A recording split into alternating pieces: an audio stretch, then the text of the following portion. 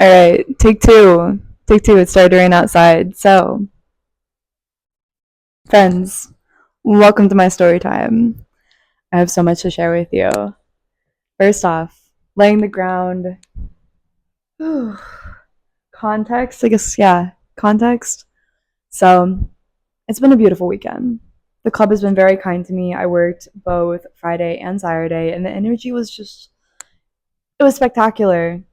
It was spectacular. I've been doing a lot of spiritual work and practice this week, and I really felt it come to fruition and harmonize in the exterior world with all of the kindness and generosity that I received, and just in this like deep inner feeling within myself.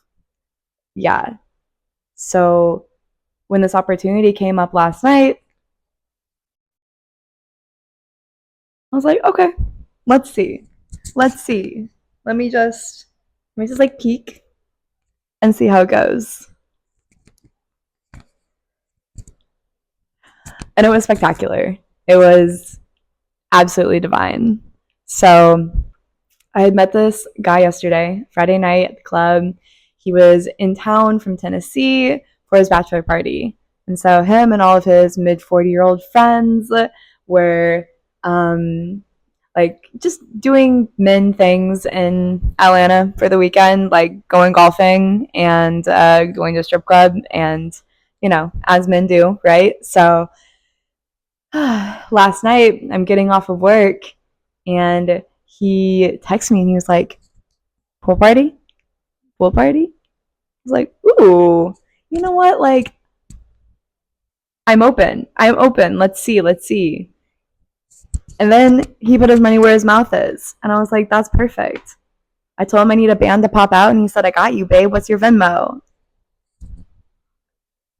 Thank you, daddy. Thank you. Like, we love a man that is kind and generous and provides. Provides. Ugh. Ah, so good. So sends me the address and I go straight there when I got off at work. It's like 4 a.m. at this point, and I don't normally do anything when I get off of work. First of all, I usually come home, take a shower, and go the fuck to bed because why do I want to spend any more energy? But Saturday night was one of those nights where it's like, well, Saturday and Friday, I just was feeling so good and feeling so abundant, and like I didn't want the night to end. So when this came up, I was like, I mean, I have the energy for it. It's feeling aligned. And he showed up in the way I wanted him to with no, you'd be surprised a lot of people try and negotiate. Babe, I'm not negotiable. Like respectfully is my way or the highway. And he got on board and I love that for me. So I don't normally pull up to a house in the middle of the night with a bunch of men I don't know, but I'm divinely protected and I trust that I'm divinely protected. And me and this client had a good rapport in our VIP room, and he was very kind and generous and respectful. And I was just really like feeling the energy. I was like, is there anything in my intuition that says not to go right now? And there wasn't. So I was like, fuck it. We're doing it. So I'm driving through this really nice neighborhood in Buckhead, like some of the biggest, beautiful houses I've seen in Atlanta, and just like absolutely stunning. So they have this Airbnb, and I pull up, and they're all sitting in the garage as men do, I guess, yapping. I don't know. It's a very man thing, just like sit in the garage in a circle and like folding chairs. When you have this whole big, beautiful house, whatever works for you. Maybe they're smoking cigarettes, but anyways, my client's name is Fike. So pulled up, said hey. We all went to the kitchen. We got all the details figured out in terms of like payment, all that. They literally like they were so sweet to me. Fike poured me a glass of mezcal, and it was so good. Mezcal and a quesadilla was my little after work snack. So we're talking, we're like getting to know each other, just like hang out. I I had like seen a couple of his friends at the club when they were there on Friday, but I hadn't talked to most of them. So this is my first time really sitting down and like talking to everybody, yada yada. And then we move into the sauna, and that was such a good like detox, just like sweating out all the energy of this weekend. So hungover yesterday. I was so hungover. It was rough. Now, don't feel that hungover today. At least, knock on wood. But I think the sauna helped. And that is a good way to start off the nightly activities. So after the sauna, you're like, there's this big, beautiful pool in the backyard. So, yes, swimming in the dark, naked, and then gorgeous saltwater pool, like 8-foot bottom. That's ideal. Okay. Like, you don't have to ask me twice. It was great. So, took off all my clothes, got in the water, and I just swam. I swam laps and I floated on my back and I looked up at the trees and said my blessings to the universe, and just surrendered. Like, it was so exquisite. Also, I forgot to mention that I took a little microdose of MDMA when we were in the kitchen, and that was fantastic. Pure MDMA, like, never seen it like this before, but one of the guys like tasted it before he gave it to me, so I knew it was okay. And it was probably like one of like the best quality MDMAs I've ever had. Like, the second best for sure. And I think that if I'd taken a full dose, it would have been pretty good. Like, probably still second best, because my best MDMA experience is it's hard to be topped, but we're not gonna get into that right now. So yeah, like it was kicking in. I'm just feeling my spirit and my heart like fill up with like so much love and just so much awe, and like, wow, this is my life. Like, I'm so grateful to be here. I'm so grateful for this opportunity, because the logical mind is like, why would you do this? Why would you show up to a house full of like, there's for like, I don't know, anywhere between, I think there's probably about like 10, 40-year-old men just like hanging out for the bachelor party weekend in the home. And, um, I'm just like little 5'3" me. So the logical mind would be like, what the fuck are you doing?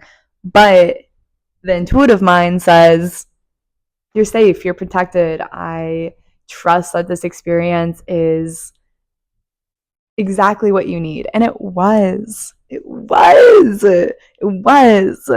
Hot take, but I love men, okay? I love them. I love a masculine. And don't get me wrong, I love the women. I love a feminine.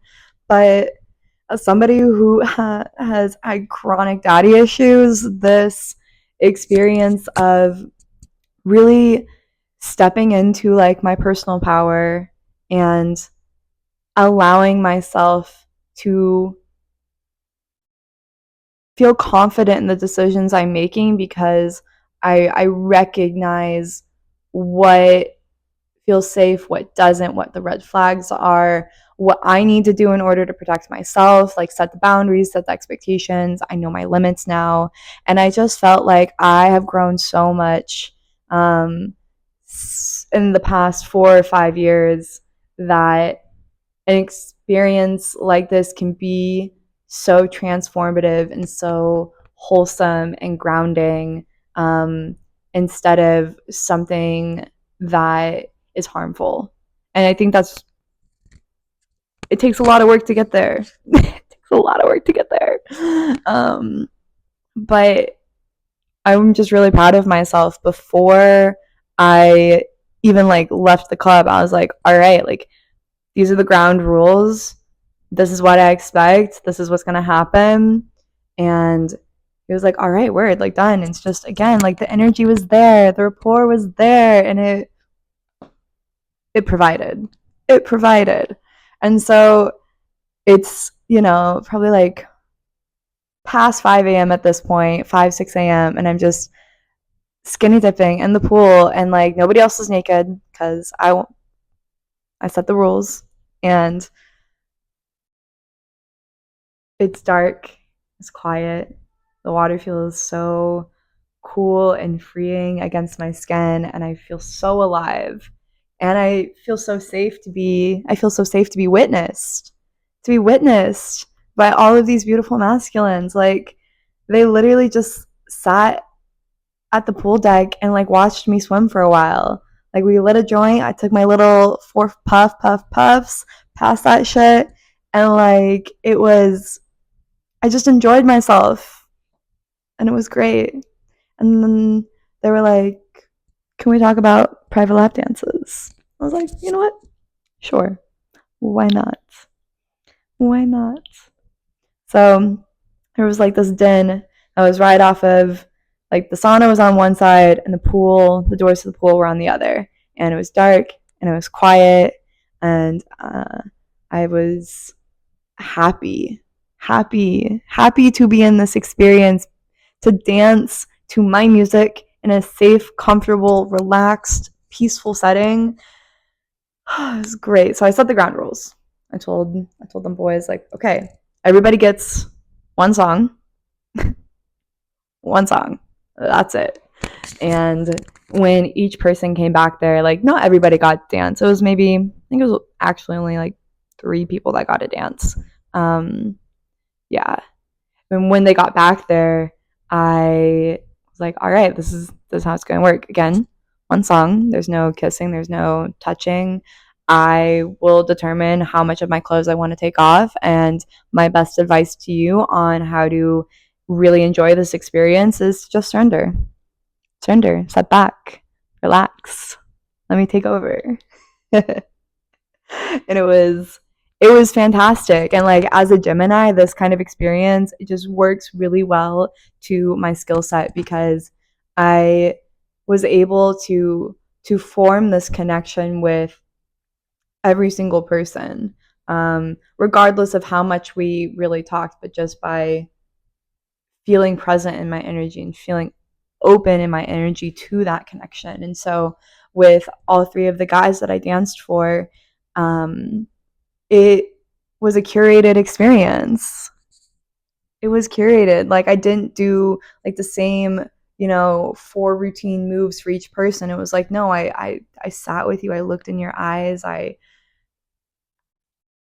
adapted to your personality, and it was so freeing, so empowering. I felt so sensual and just exquisite. Like I felt my whole spirit just be consumed with love and joy and peace. And like, yes, the MDMA did help, but it was also like I just feel so thankful to like be in a space of these masculines where when I say no, it means no, and that's respected. And there was no debate, there was no pushback, which is something that I experience a lot in the club. People think that my boundaries are negotiable, or they don't even think about like, is it okay if I do this? I was like, you know what? I don't want my nipples pinched by a stranger, okay? And so to be in this environment where I had complete control and everybody really respected the energy and the intimacy that I was bringing, it was, I feel like, just a very divine full circle moment. Um, Me and my friend Emma have been talking about Sacred Slut Summer. And if y'all don't know, let us put you on because it's all about embracing your feminine, embracing your sensual expression, and feeling really free and empowered in that by knowing your limits, knowing how you operate, checking in with yourself, making intuitive decisions, and really removing these expectations of yourself and of other people. Like, I'm going to enjoy this for what it is, and it doesn't need to be anything more than that. We're going to have a whole dialogue on this soon because the conversation that me and Emma have been having about it this summer has been so aligned with this like transformative journey I've had of really redefining like what love looks like for me right now, what my definition of love is, and what my foundational understanding of love. I think that, not to go off on a little tangent here, but I think that a lot of times love gets confused with control. People want to feel like they have control and an understanding of what's happening. And so, like, that goes in with expectations. And then when expectations aren't matched, and then it's like, it's a whole thing. And when in reality, it's like, you know what? I take a step back. It's okay. I don't have all the answers. I don't know what's going to happen, but I'm here. I'm grounded. I'm taking the path of non-resistance, and I accept that I am sovereign and the love I experience is sovereign. It's a choice. Okay. Anyways, off my soapbox now. Uh yeah, that's my story time, and it was a beautiful weekend. Beautiful weekend, and I'm so grateful. Um, would love to hear people's thoughts, takes on this, responses. Like, let's get some dialogue going. Um, yeah, yeah, it's a judgment free zone. Let me just preference.